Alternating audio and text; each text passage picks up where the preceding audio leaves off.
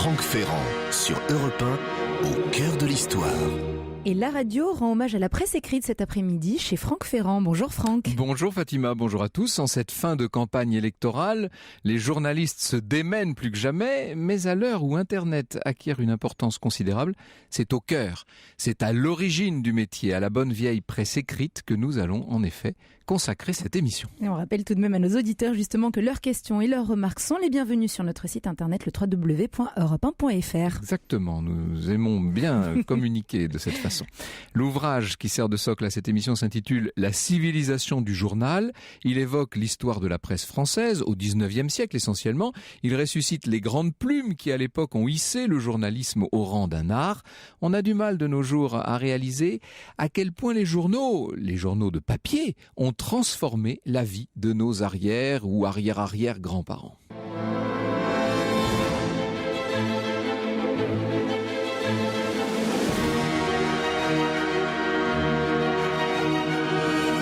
De 13h à 14h sur Europe 1, au cœur de l'histoire. Franck Ferrand.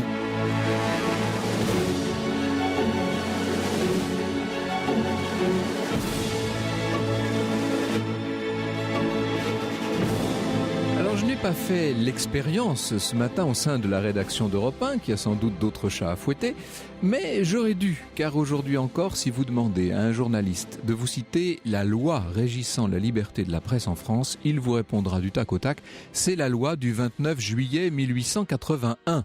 Depuis 131 ans.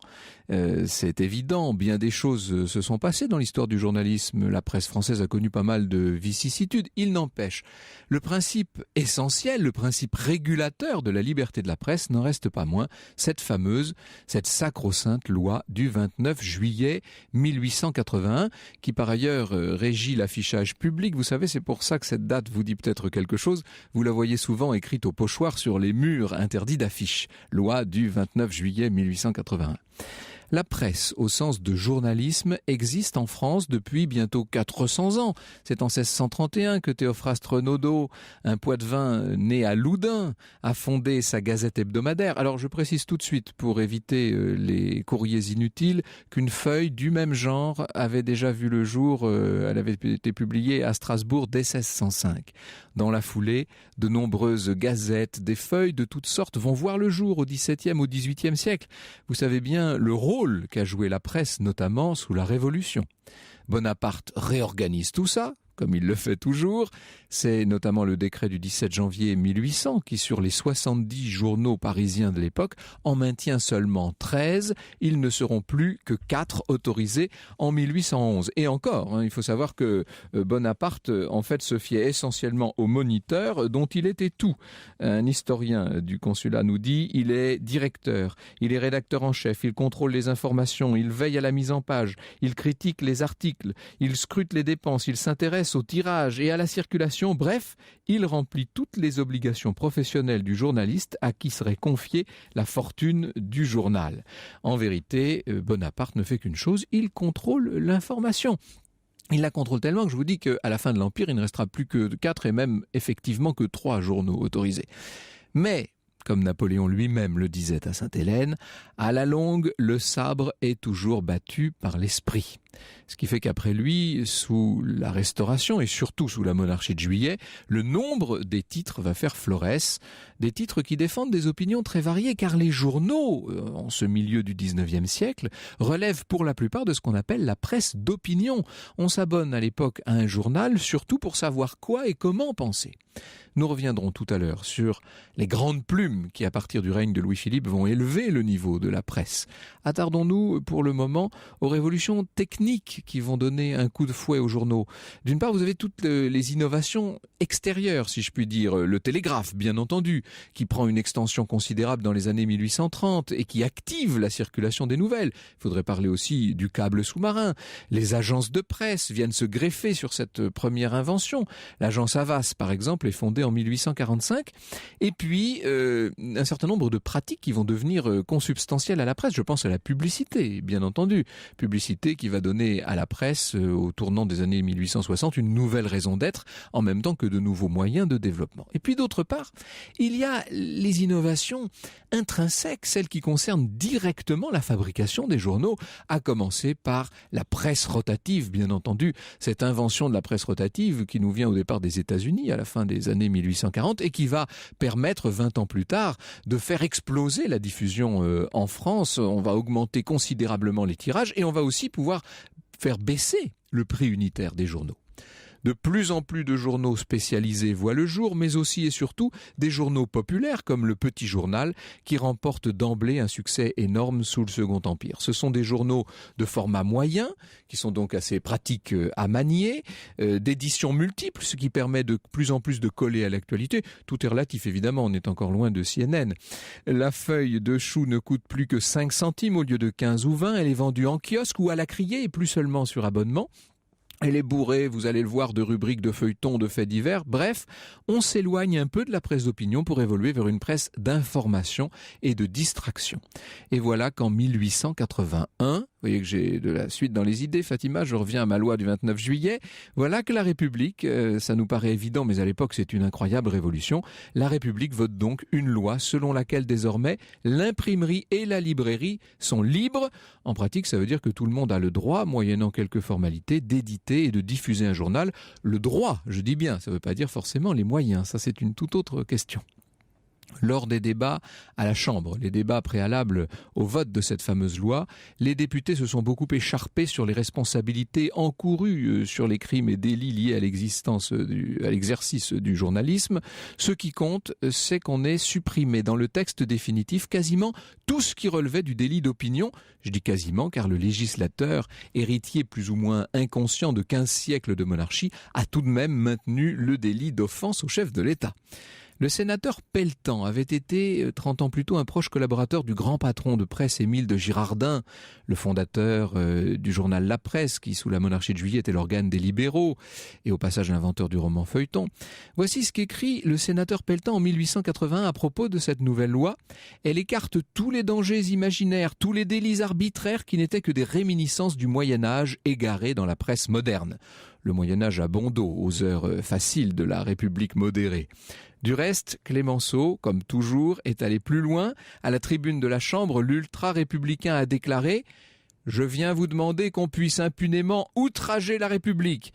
Et il ajoute avec ce sens de la nuance qu'on aime tellement chez lui « La République vit de liberté, elle pourrait mourir de répression ».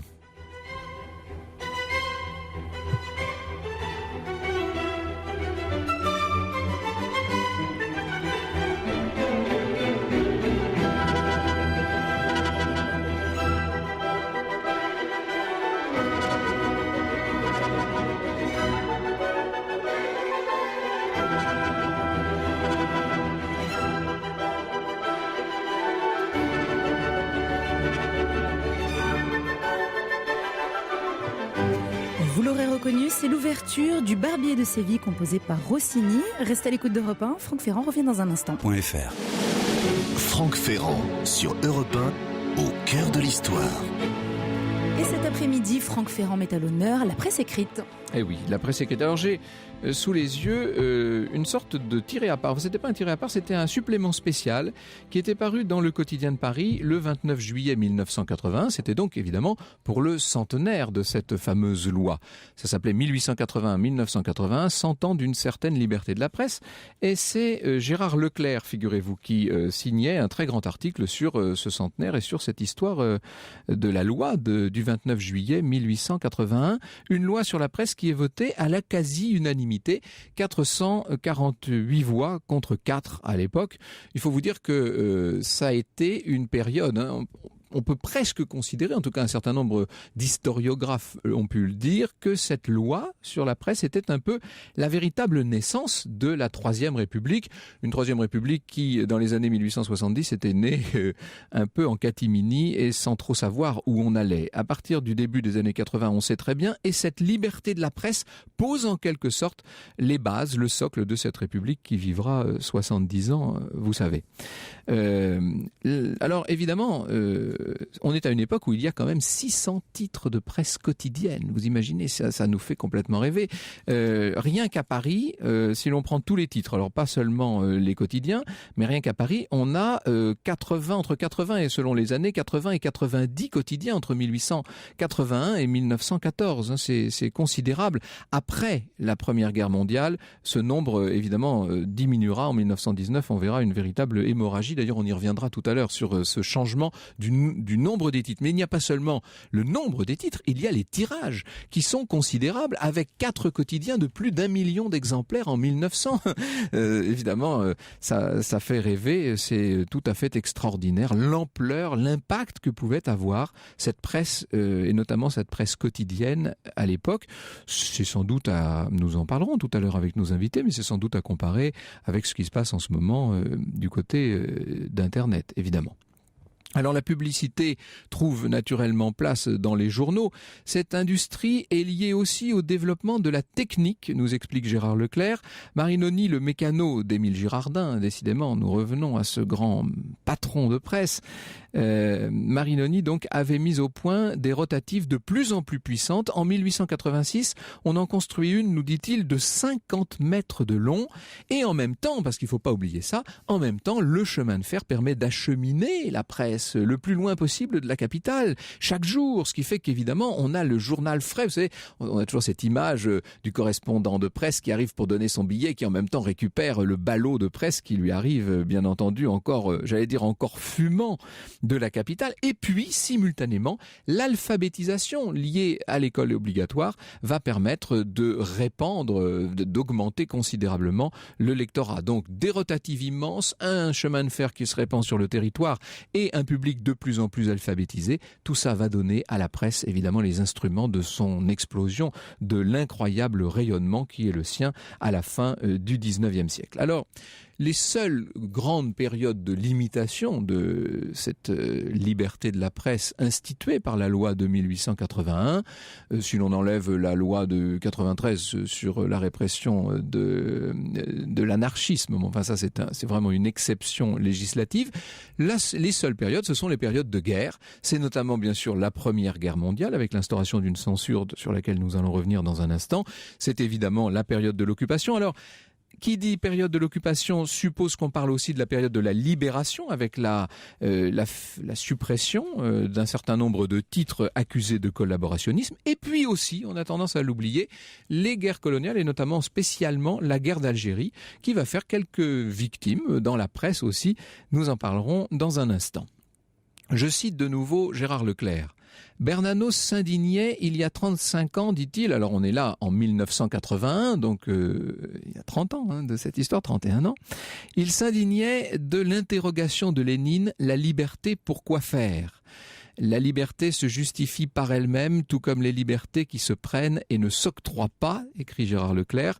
Pour le reste, il y a l'honneur de la presse et des journalistes qui consiste pour eux à mériter par leur travail le privilège inconditionné de la liberté. Cet article, je vous l'ai dit, a donc été publié dans le Quotidien de Paris. Le grand patron du Quotidien de Paris de l'époque, c'était bien sûr Philippe Tesson qui est avec nous dans ce studio. Je suis ravi de l'accueillir. De même que nous aurons le professeur Dominique Khalifa, qui est l'un des directeurs de l'ouvrage collectif La civilisation du journal, une sorte d'énorme somme sur la presse qui paraît en ce moment aux éditions du Nouveau Monde. L'histoire sur Europe 1, c'est avec Franck Ferrand. Et aujourd'hui, Franck Ferrand a décidé de vous conter la mémoire de la presse écrite. Et ce qui est amusant, c'est qu'avant même que les micros ne s'ouvrent, Philippe Tesson est déjà lancé, si je puis dire. Merci beaucoup d'être avec nous. Vous vous rappelez bien sûr ce centenaire de la liberté de la presse, tout à fait. Je me rappelle d'ailleurs que nous avions décidé de faire cet encart. C'est un encart, si je me rappelle bien. Oui, c'est ça, exactement. Parce qu'à l'époque, le journal s'était engagé dans un combat un peu aveugle contre l'arrivée de la gauche au pouvoir. Moi, je politise un peu la chose, mais c'est l'actualité. Mais après tout, je suis journaliste. Je peux me référer à l'actualité. Et oui, vous avez décidé de faire ce que nous imputions à François Mitterrand, des intentions que d'ailleurs l'avenir ne devait pas confirmer, bien au contraire d'ailleurs, des intentions liberticides en matière de... Je voudrais rajouter, si vous radio, notamment. Oui. Et de télévision. Oui. J'ai dit, il y a eu des tentatives. Enfin bref, c'est pas de ça que nous parlons aujourd'hui. Je voudrais ajouter à ce que vous avez dit, vous avez cité quelques exceptions à ce long fleuve tranquille vers la liberté de la presse. Vous avez cité notamment l'occupation. Il y a eu aussi si je crois vous avez parlé de la période algérienne. Oui, bien sûr. Hein, mais... J'étais à l'époque pendant l'affaire d'Algérie, c'est-à-dire de 60 à 74, j'étais rédacteur en chef de Combat. J'ai comparu 32 fois entre 62 et 69, 32 fois devant la 17e chambre de correctionnelle, qui était présidée à l'époque par une femme qui a eu des responsabilités au parquet un peu plus tard, mais peu important. J'ai comparé 32 fois pour offense au chef de l'État sous le régime du général de Gaulle. Oui. Et pas seulement d'ailleurs concernant des affaires relatives à l'histoire algérienne, au conflit algérien, mais des histoires relatives à sa politique intérieure. 32 fois en 7 ans, entre 1960 et 1974, c'est-à-dire hier. Oui, on a toujours l'impression que c'est la presse de gauche ou d'extrême gauche qui était visée par le pouvoir, enfin par la justice en l'occurrence. C'était la liberté, et puis oui, c'est tout. C'était qui était en cause. Tant il est vrai que la loi de 1980 et de 1880 est une très très très bonne loi, mais comme toutes les lois, elle a une dimension liberticide. On peut rappeler aussi que... Car elle énonce elle pose des limites à cette fameuse liberté. On les connaît d'ailleurs, ces limites. Elle est merveilleuse, cette loi. Mais enfin, n'exagérons pas. Elle ne nous permet pas, à nous journalistes, de faire n'importe quoi. Oui, c'est ça. Elle pose des cadres, cette loi. Cela dit, est-ce que n'importe quoi est légitime? Est-ce que n'importe quoi est utile à la vie de la démocratie? Je le crois personnellement. Dominique Khalifa. Elle a néanmoins été critiquée, et y compris à gauche, pour des raisons qui peut-être un peu plus curieuses à comprendre, mais finalement certains l'ont estimée trop libérale et ne permettant pas effectivement de réprimer, comme on peut le réprimer, par exemple la diffamation. Lors de l'affaire Salingro en 1936, le gouvernement du Front populaire va même tenter à un moment effectivement de trouver les moyens de parvenir à mieux équilibrer quand même et à limiter les abus majeur qu'une presse à chantage, qu'une presse extrêmement violente, qu'une presse avec des attaques ad hominem très très fortes pouvait lancer. On n'y arrivera pas effectivement parce que, comme vous l'avez rappelé, c'est une loi qui est matricielle dans la conception même des valeurs républicaines. Mais il y a eu aussi ces tentatives assez importantes. Certains ont dit finalement l'impunité.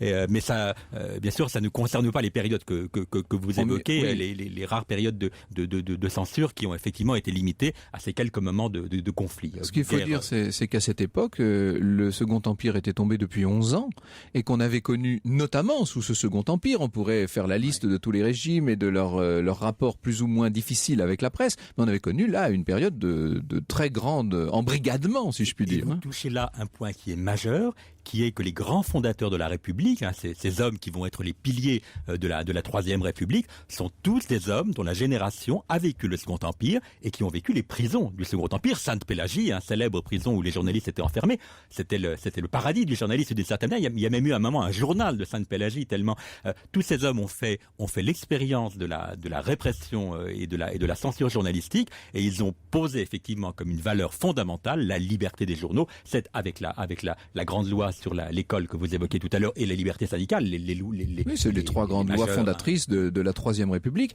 On pourrait même se dire qu'on est à une époque où le législateur, et on a entendu la phrase un peu dément, très excessive de Clémenceau, mais en même temps assez belle, puisqu'il dit « Je veux qu'on autorise, qu'on rende possible d'outrager la République ». Donc Cela dit, durant toute la première partie, durant toute la Troisième République, l'extrême gauche comme l'extrême droite, les deux extrêmes auront été très surveillés. La presse anarchiste, la presse syndicaliste révolutionnaire, et de l'autre côté, la presse nationaliste et la presse, puis la presse d'extrême droite seront quand même surveillées et infiltrées. Et vous savez, le premier journal communiste, le premier journal bolchevique créé en France, qui s'appelait le Bolcheviste en 1917, l'a été avec des fonds de la préfecture de police. Donc on a quand même aussi conservé une longue tradition de l'infiltration dans Bien entendu, il y a la vraie liberté et puis la fausse. Il ne faut pas tout voir avec des yeux de Candide. De toute façon, la République a ses ambiguïtés comme toute espèce de régime. Évidemment. Mais il se trouve qu'elle est bonne fille, alors on lui pardonne ses compromissions. Philippe Tesson a absous la République. On est d'accord. Nous allons voir dire dans un instant qu'au moment où intervient cette loi de 1881, on est en plein reflux néanmoins de la presse d'opinion au profit d'une nouvelle forme de presse qui est déjà une presse d'information. Je sens déjà des nostalgies s'exprimer autour de cette table. Jusqu'à 14h sur Europe 1. Plongez au cœur de l'histoire avec Franck Ferrand. Et ce jeudi, Franck, vous avez décidé de nous parler de l'évolution de la presse écrite. Et oui, en compagnie de Dominique Khalifa, qui est professeur d'histoire à l'université Paris 1 Panthéon-Sorbonne et qui est l'un des directeurs de cet ouvrage intitulé « La civilisation du journal, histoire culturelle et littéraire de la presse française au XIXe siècle ». C'est édité chez Nouveau Monde. C'est un pavé, mais il ne faut pas se laisser impressionner parce qu'on peut se promener dedans. C'est un de ces livres qu'on n'est pas obligé de lire de la première à la dernière page. On peut aller en fonction de ses centres d'intérêt ou de son humeur du moment, d'un portrait de grand auteur à une analyse sémiotique sur l'évolution de la presse au début du XXe siècle, par exemple. Exactement, on zappe, nous avons une culture de zapping Hélas. aujourd'hui, malheureusement, hélas, nous dit Philippe Tesson, que je n'ai même pas besoin de présenter, qui est un peu, est-ce qu'on peut dire que vous êtes la mémoire vivante de la presse écrite? Vous incarnez cette dimension-là dans le paysage culturel de la France. Je suis le doyen biologique, voilà tout. Et spirituel. J'ai 85 ans et je suis entré dans la presse, je suis entré à combat à 30 ans, voilà. J'ai donc 55 ans, comme vous dites, de mémoire et d'expérience, mais dans un journal... Attention, c'est d'ailleurs très intéressant notre confrontation, malheureusement nous n'aurons pas le temps d'aller plus loin, car je suis finalement un journaliste beaucoup plus proche du 19e siècle que du 20e. J'entre totalement, je vois pas pourquoi vous m'avez évacué de votre livre. Je suis vraiment une survivance du 19e siècle. On n'a pas pu aller au Un homme de plume. Et j'en suis fier. Ce qui m'empêche pas de faire un peu de radio et de télévision. Mais enfin, ma culture est une culture du 19e siècle. Et mon style, pour autant que j'en ai un, et ma culture de la presse, et ma vision de la presse est plus proche du 19e siècle que du 21e. Vous me disiez dans le couloir en arrivant que vous êtes entré à combat presque par hasard. Enfin, oui, en tout cas, je ne viens pas de journalisme, voilà, moi je viens de l'université, mais je l'ai déserté, excusez-moi. Oui, alors que j'avais 30 ans, je suis entré par hasard à combat comme rédacteur en chef, sans expérience du journalisme. Enfin, pour autant qu'il se fut agi d'un journal, bon, enfin, c'en était un. Voilà, mais... Quelles étaient les références? Qu'est-ce qu'on vous a donné comme modèle, si on vous en a donné? Aucun. C'est pas le patron, le financier, le propriétaire de Combat était un Tunisien qui voulait entrer dans la vie politique française par le truchement de la presse, car c'était un homme de presse à Tunis, et il choisissait tout simplement, il avait jeté son dévolu, il avait besoin d'un jeune universitaire occidental, il était tunisien, je le répète, capable de traduire sa propre pensée, sa propre vision de la presse. Il ne pouvait pas le faire, puisque de nature, il n'était pas de culture française. J'étais donc son scribe, voilà, et un peu c'est tout. Comme j'étais intéressé par l'histoire et par la vie politique et par la vie culturelle, voilà, j'ai fait l'affaire et j'ai appris sur le tas.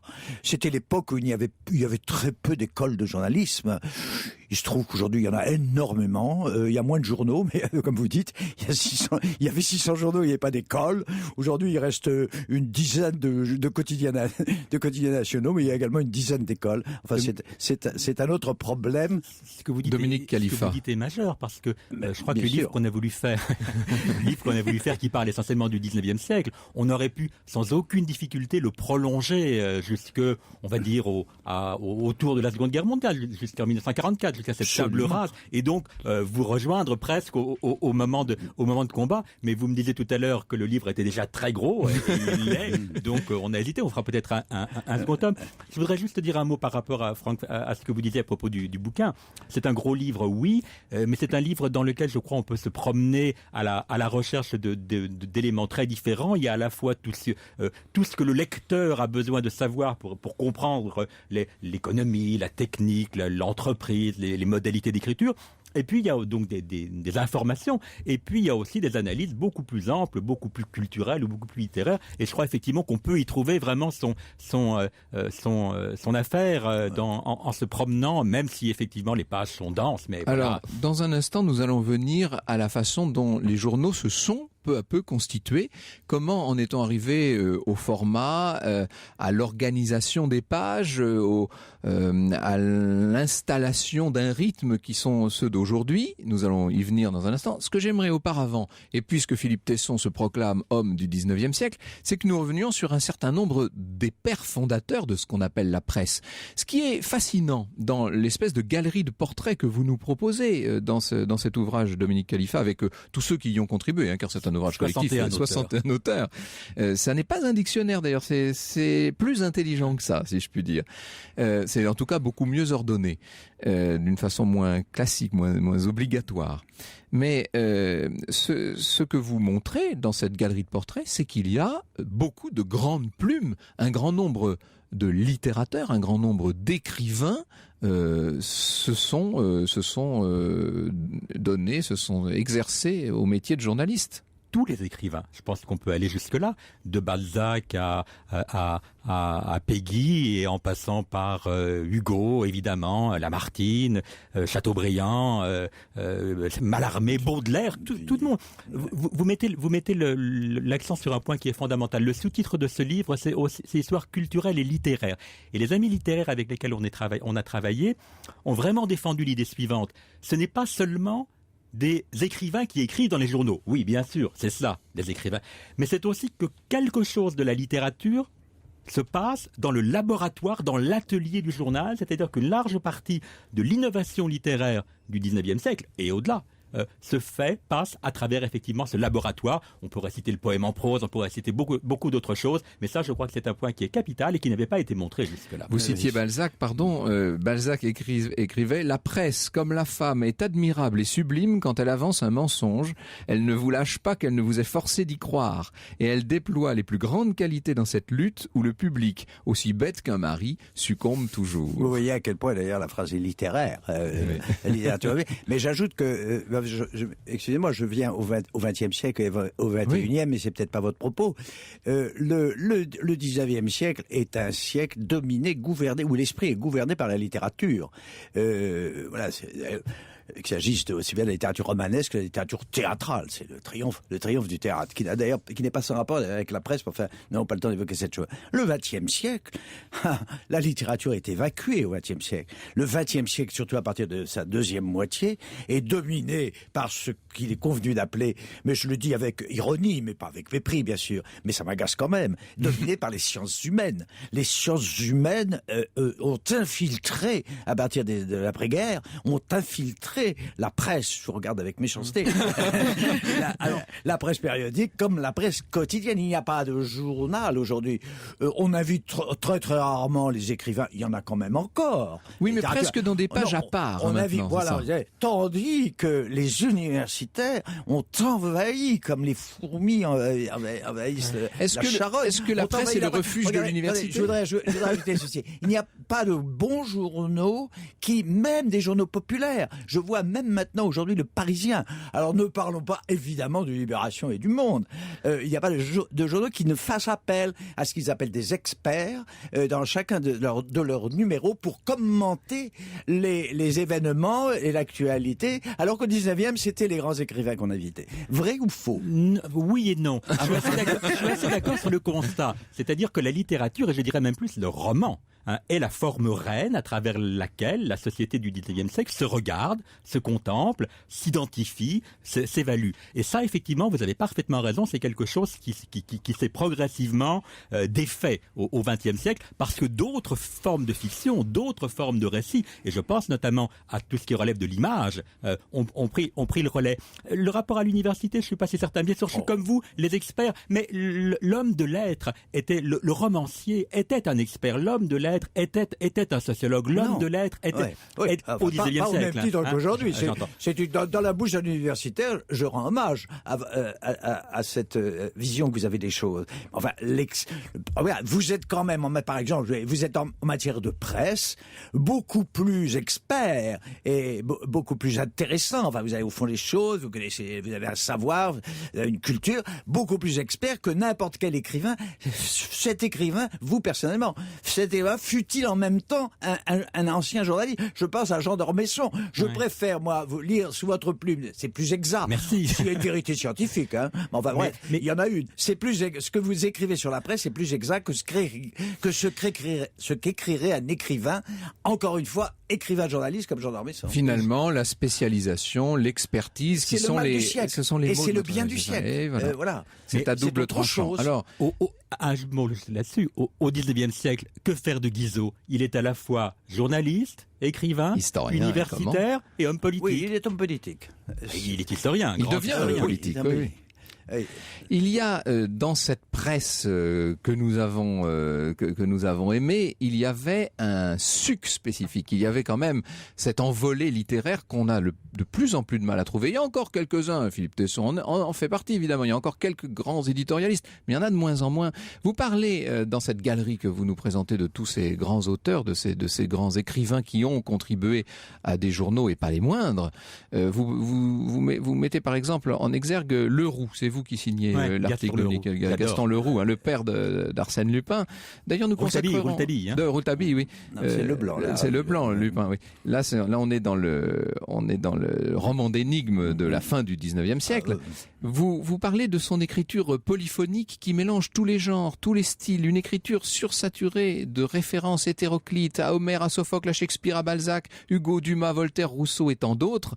Vous dites ce pot pourri nous renvoie à la page du journal, à ce kaléidoscope imprimé qui contient toutes les nouvelles du monde, les mêle, les agite, les régurgite. C'est le journal qui continue d'écrire avec et dans Leroux la culture journalistique qui façonne son écriture. Franck Ferrand sur Europe 1, au cœur de l'histoire.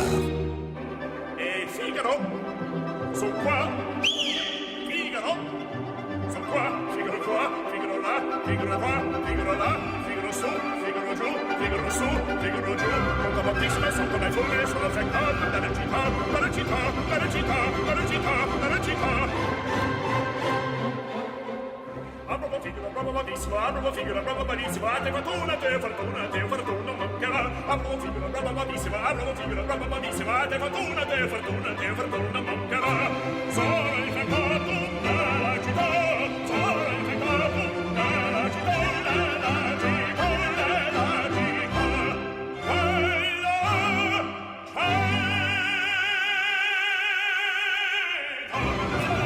Extrait du Barbier de Séville, c'était l'air de Figaro. Franck Ferrand qui nous parle aujourd'hui de presse écrite en compagnie du journaliste Philippe Tesson et de Dominique Khalifa qui a co-dirigé l'ouvrage La civilisation du journal, histoire culturelle et littéraire de la presse française au XIXe siècle aux éditions du Nouveau Monde. Et avec Marie-Ève Terrinti, Dominique Khalifa propose un article introductif en quelque sorte sur ce qu'est un journal qui s'appelle « Ordonner l'information ». Classer, ordonner l'information constitue pour les journalistes, écrivez-vous, une évidente nécessité. Il convient en effet chaque jour de composer les pages de la nouvelle édition, de donner une place à chacun des articles, de répartir les nouvelles, les dépêches ou les commentaires, mais ces exigences strictement fonctionnelles, à ces exigences se sont ajoutées deux autres sortes d'impératifs. Alors, les premiers impératifs dont vous nous parlez, ce sont des impératifs rédactionnels, internes en quelque sorte, et les seconds impératifs d'ordre externe, c'est répondre aux attentes du lectorat, en quelque sorte. Le point est capital. Je crois que ce qui est majeur dans cette généralisation si fantastique de la presse au XIXe siècle, c'est les rythmes. Ce sont de nouveaux rythmes. Nous sommes face à un média qui était bien plus ancien, vous l'avez rappelé au début de l'émission, mais dont la généralisation, l'expansion incroyable, quantitative, va tout d'un coup modifier fondamentalement les rythmes de la vie. Qu'est-ce qui faisait les rythmes de la vie auparavant, lorsque le grand lectorat n'existait pas? Les rythmes de la vie agricole, les rythmes des cloches, les travaux et les jours. Les travaux et des jours. Maintenant, effectivement, quelque chose va partir dans cette mécanique médiatique que le journal prend en main, dans les rendez-vous, dans les feuilletons qu'on veut pas rater. Gauthier disait à propos des mystères de Paris, d'Eugène Sue, les gens ont attendu de mourir pour connaître la fin des mystères de Paris. On pouvait pas. Bon. Donc un rythme social complètement nouveau est mis en œuvre qui va affecter toutes, et je dis bien toutes les activités du 19e, toutes les activités de la vie sociale, de la vie politique, de la vie culturelle, de la vie scientifique, etc. etc. Et du stress qui nous étreint finalement. Vive la presse qui nous aura mis sous tension. Je voudrais ajouter, si vous permettez, deux choses. Il y a presse et presse, évidemment. C'est toujours très facile d'ailleurs de pratiquer ce genre de formule, mais il y a presse et presse. Vous avez parlé tout à l'heure de 600 journaux au 19e siècle, mais attention, il y a deux catégories de journaux. D'ailleurs, oui, encore aujourd'hui, il y a le journal qu'on peut appeler caricaturalement une feuille d'avis, qui a donné d'ailleurs naissance à la presse locale et à la presse régionale, puis il y a une presse plus éditoriale. Il faut quand même une presse spécialisée aussi, disons-le. Et il y a une presse. Alors, à ce propos, je voudrais dire quelque chose. Je ne suis pas vraiment d'accord avec ce que vous dites de l'ordonnancement, de cet effort qu'ont fait les journaux pour ordonnancer leur architecture, leur contenu. Ça veut dire pour rubriquer. C'est récent, le rubricage, et je regrette que vous n'ayez pas marqué. Ça date véritablement de l'après-guerre, l'après-deuxième guerre mondiale. Les journaux, autrefois, n'étaient pas rubriqués. Ils étaient très, très, très mal classés. La formulation y était mêlée, rubrique par rubrique, thème d'actualité, tout ça était assez désordonné. Et je dois rendre hommage à un éditeur qu'on ne salue plus aujourd'hui suffisamment, qui est Hubert Beuve-Méry. C'est lui qui, au lendemain de la guerre, a eu l'idée de reprenant un journal qui s'appelait Le Temps, d'en faire quelque chose d'extrêmement construit et architecturé, avec ce qu'on appelait les tétières, les têtes de rubrique. C'est Le Monde, économie, politique, internationale. Et c'est devenu de plus en plus, les journaux sont devenus de plus en plus classés. Mais jusqu'en 1950, les journaux n'étaient pas très, très ordonnancés. Je peux pas vous laisser dire ça, parce que c'est pas juste. On parlait des grandes figures tout à l'heure. Hippolyte de Villemessant, qui est une grande figure, l'inventeur du Figaro, l'homme qui va faire du Figaro à partir du milieu du Second Empire un grand journal, est tellement obsédé par cette question du rubricage et de l'ordre qu'il va même publier des vadémécums pour expliquer à ses journalistes voilà où il faut placer telle chose, voilà où... Oui, mais est-ce que c'est aussi lisible pour le lectorat? C'est ça la question. Oui, mais là où je vais rejoindre Philippe Tesson, c'est de dire que c'est un autre ordre. On est dans une autre forme d'ordre, mais le rubricage est fondamentalement quelque chose qui organise la presse. Ça a été une obsession. C'est pas le même que le nôtre. Et les grands journaux populaires de la fin du 19e siècle inventent les grandes manchettes, les surtitres, les sous-titres, les pages combinées, les pages composées. Là, on est déjà dans la presse populaire de la toute fin 19e. Avec une grande maîtrise de la mise en page. Quand on remonte un peu plus tôt, par exemple sous la monarchie de Juillet ou même au début du Second Empire, on est encore dans une espèce de grand mélange, oui. Et pour avoir beaucoup consulté cette presse, je sais qu'il faut, pour trouver un article, parfois s'y reprendre à 6 fois. Absolument. C'est un mouvement qui est continu tout le long du siècle, mais avec des étapes quand même très bien identifiées. Philippe Tesson. On pourrait consulter les journaux d'après la Libération, les journaux de 45 à 50. C'est un désordre absolument infini. Je ne vous parle pas de la hiérarchie, je vous parle du classement. C'est tout à fait différent. C'est-à-dire le rubricage. Et aujourd'hui, les lecteurs seraient incapables de lire un journal qui ne soit pas rubriqué. Enfin, en tout cas, ils en auraient du mal. Mais c'est encore une fois, ça date. Oui. Moi, je date. C'est l'introduction du rubricage à la deuxième moitié du XXe siècle. Nous sommes à l'heure où il faut évidemment faire un certain nombre de choix. J'aurais bien aimé qu'on parle de la presse féminine, notamment cette presse féminine qui apparaît très tôt. C'est une surprise souvent. On réalise que dès les années 1730-40, il y a déjà des feuilles féminines. La monarchie de Juillet invente presque tout. Mais même 100 ans plus tôt déjà, au 18e, on a déjà des journaux féminins, ce qui est assez étonnant. Et puis, on aurait bien parlé de la presse professionnelle aussi, c'est intéressant, qui est un secteur complet. C'est d'ailleurs relatif à ce que je viens de dire. Sur la spécialisation, à force d'être rubriqué, est né comme une presse professionnelle segmentée, comme le quotidien du médecin que j'ai fait, moi, que j'ai créé en 70, dans les années 70, qui est vraiment le type même du quotidien rubriqué. Un mot peut-être, Philippe Tesson, sur ce qu'Internet doit à cette presse écrite. Et les journaux qui existent actuellement sur la toile, est-ce qu'ils sont les héritiers de cette histoire-là? Je suis disqualifié pour en parler. Je ne pratique pas. Puis je dis que j'étais du 19e siècle. Je ne pratique. Voilà. Bien sûr, on est toujours héritier de quelque chose. Et puis, évidemment, on apporte toujours quelque chose de nouveau. C'est une conclusion conciliante et qui nous conviendra. Merci beaucoup, Philippe Tesson. C'est tellement plaisant de vous entendre dire je suis un homme du 19e. On y croirait presque. La civilisation du journal, histoire culturelle et littéraire de la presse française au 19e siècle, s'est édité au Nouveau Monde sous la direction de Dominique Khalifa, de Philippe Régnier, de Marie-Ève Terrinty et d'Alain Vaillant. Merci beaucoup d'avoir été avec nous, Dominique Khalifa. Merci infiniment, Philippe Tesson. Je sens que vous allez revenir pour parler de plein d'autres choses. Merci. D'autres choses. Merci. D'autres choses. Merci. D'autres choses. Merci. D'autres choses. Merci. D'autres choses. Merci. D'autres choses. Merci. D'autres d'autre chose. Merci. D'autre chose.